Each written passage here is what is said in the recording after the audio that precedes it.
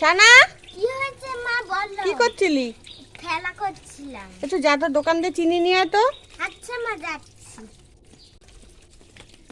এ কিরে চলে গেলি? দাঁড়া, রোদের মধ্যে দোকানে আছিস, ছাতা সানগ্লাসটা নিয়ে যা। ঠিক আছে দাও মা।